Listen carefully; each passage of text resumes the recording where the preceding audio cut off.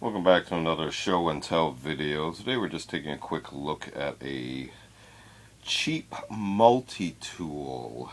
Um, Interesting history on this one particular item. I did used to use some of the accessories for cutting plastic for scale modeling. So cutting up stock plastic stock and shaping various parts. It just happened to be handy enough to do that. It's a very small tool. I mean, it actually has a surprising number of accessories on it. And the assembly itself is also kind of interesting too. So let's go ahead and close this up real quick, and then we can go through the accessories one by one. So normally it stows away like so, and I don't know what the brand name on this is. It does not appear to have any markings on it.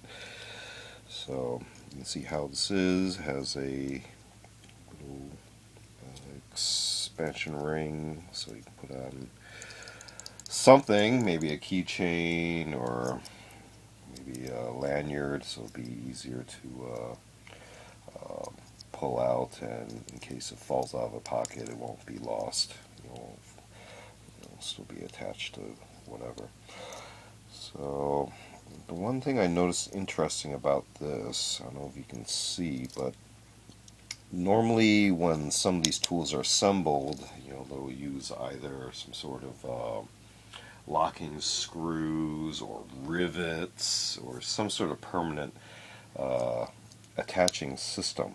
These, though, I don't know if you can see that, but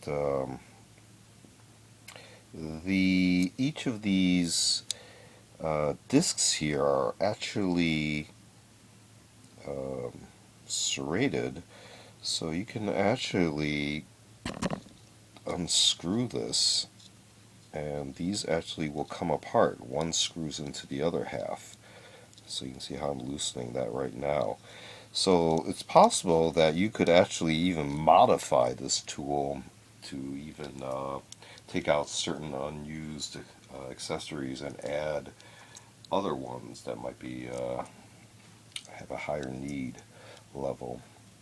So before we open it, on the outside we have some markings for measurements, but they are crudely stamped on because I don't think that they are exactly parallel to the length of the object. I don't know if that's apparent right there, but when we open it, you can see that this kind of forms a ruler of sorts. I'm not sure how accurate that would be if it goes from 1, 2, 3, 4 and then skips over to 8, 9, 10, 11, 12. You can see the interesting delineations there as well. So I'm not sure where they would measure 0 from. Kind of interesting there. So that's raises some questions. Also, if I flip it over, it does appear to have these markings here, and I am confused as to what these means, because you can start off with these bars, then a 1, and then a whole bunch of bars, and then kind of skips over to 4, and yeah, and then tapers off there. So, unless I'm missing something, I don't think this is for scalar purposes. I think it's pretty much for measurements, length measurements. So a little confused by that, but moving along, we can see here we got the main pliers. If we go like this, these actually have a lot of tension under them, so they will stay in place. So you can use these as grip pliers. These will not close in this direction. So let's go ahead and start pulling out some of these attachments here. Trying to see. Yeah. So what could happen is, once you pull out your accessories, you can then fold it back, use it as a handle, and then control your accessory that way. So I'm trying to flip through these and try to identify these. This looks like some sort of bottle opener probe. I don't know if this will actually puncture a can or not as a full-blown can opener, but well, there's your bottle opener. Here we got a flathead screwdriver of sorts and a pry mechanism. We got a little fingernail groove there. Likewise on this side, a larger one. The next attachment I see is this one here to flip these ones out. This one here, I'm not quite sure what this one is used for. It has a hole through it and a rather thick edge right there. Could be used as a very thick bladed screwdriver, or it's used for something else I'm not aware of. Here we have, I guess, what can be used for the Phillips head type of screwdriver. And lastly is a very small pair of scissors, spring activated there, and that's all on this side here. So let's put those away and let's turn over and look at this side. First off, we have nail file with probe. You see that it's cross-hatched this way and this way in the X pattern. Here we have a flat probe. Can also be used as a, I guess it's another type of screwdriver, but its length kind of denotes a different purpose. Continuing, here we got a, I guess, possible nail extractor, if you want to get that under a nail and loosen it up out of whatever material that it's been hammered into. I'm not sure how effective that would be.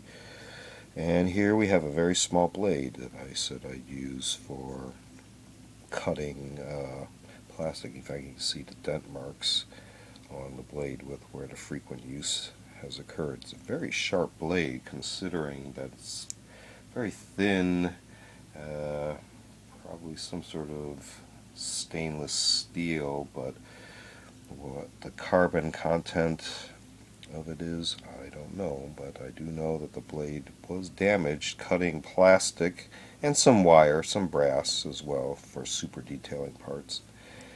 I think that's it for all there is on this side. So backtracking, the blade, nail extractor probe, long flat probe, nail file with a little scraper there, and the pliers in the middle, and likewise multiple, we got the scissors and then multiple type of screw bits, Phillips, flathead, this mystery piece with the hole through it, and bottle opener, possible can opener.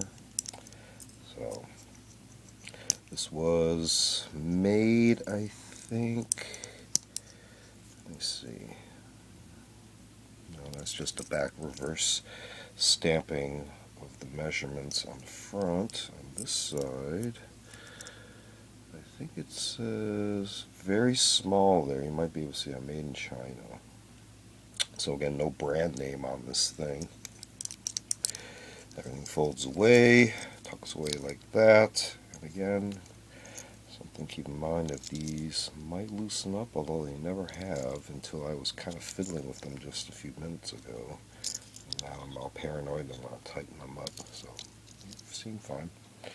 So we're just taking a quick look at a cheap multi-tool that is possibly customizable because you can actually remove the attachments. So this has been our show and tell video. Feel free to check out other show and tell videos on the channel on vintage, milsurp tools, and other expanded topics. We also do unboxing videos as well as a selection of book review media reviews, and also a series called Curios for the Curious, videos on more artsy type objects. Feel free to check all those out. Feel free to like and subscribe. Thanks for watching. See you next time.